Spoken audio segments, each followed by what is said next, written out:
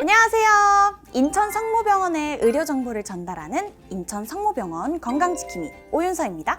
다양한 과의 진료 정보와 의학 지식, 증상과 치료 방법 등 우리 건강을 지키기 위한 모든 정보를 쏙쏙 모아서 전해줄게요. 앞으로 잘 부탁드립니다. 제 목소리 잘 들리죠? 사실 저는 지금 제 목소리가 잘 안 들려요.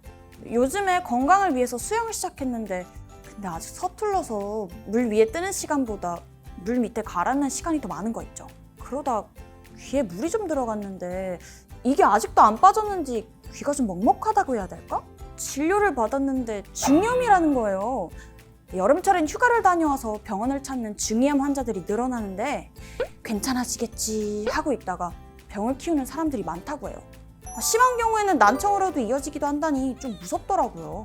영상 보고 있는 분들 중에서 혹시 내가 요즘 소리가 잘 안 들린다? 평소보다 작게 들린다? 하는 증상들이 있다면 귀에 물이 들어가서 그런 게 아닐 수도 있어요. 오늘 영상 끝까지 시청해주세요. 난청은 어떤 증상이 있을까요? 난청에 대해 자세히 설명해 주실 인천 성모병원 이현진 교수님을 불러볼게요. 교수님!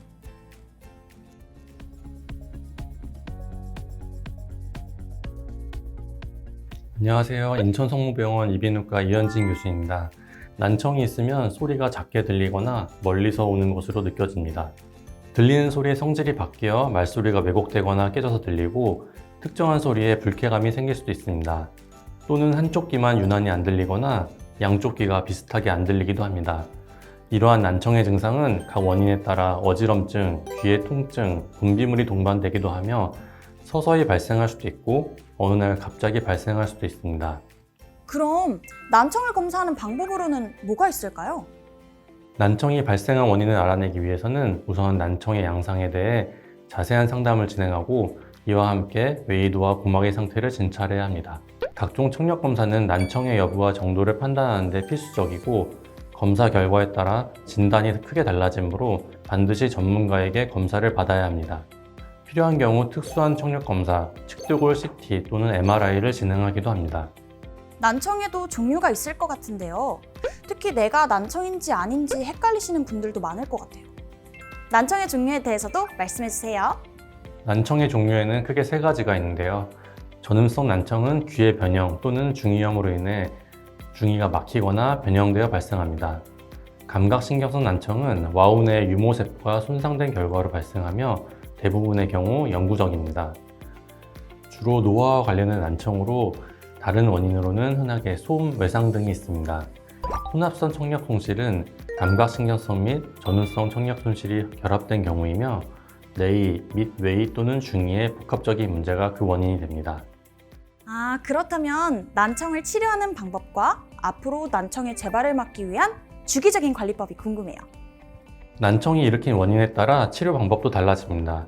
전음성 난청은 항생제 등을 이용한 약물 치료, 중이염 수술과 같은 수술 치료를 진행하여 난청을 치료할 수도 있습니다.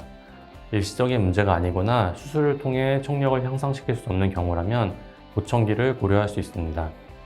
감각신경성 난청은 원인에 따라 약물 치료로 일부분 또는 완전히 호전될 수도 있습니다.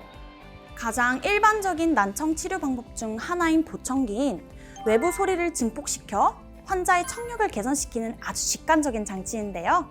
소리를 증폭시켜 귀에 전달하고 환자가 소리를 더 잘 들을 수 있게 도와줘요. 예전에는 크기도 크고 효율도 떨어져서 불편함도 있을 뿐더러 난청이 노령화 질병으로 여겨져서 젊은 사람들은 난청으로 불편함을 겪어도 잘 사용하지 않아서 증상이 악화되는 경우가 많았는데요.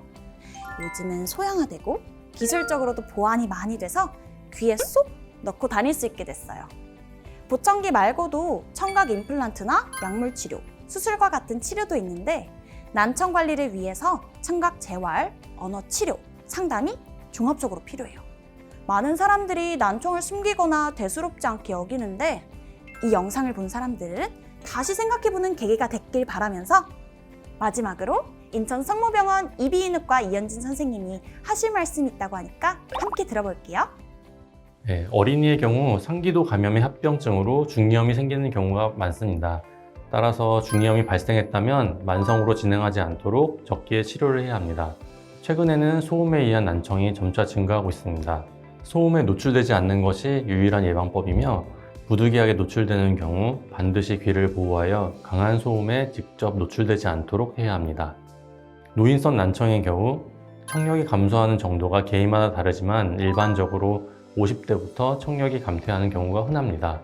연령 증가에 따른 피할 수 없는 기능 저해 과정이므로 현대의학으로 예방하기는 어렵습니다.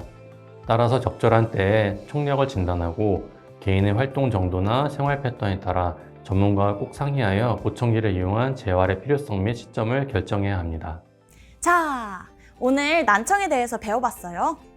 원인부터 증상, 진료 과정과 치료법까지 폭넓게 알았으니까 내 귀에 생기는 이상 이제 방치 말고 바로바로 검사받고 치료해요.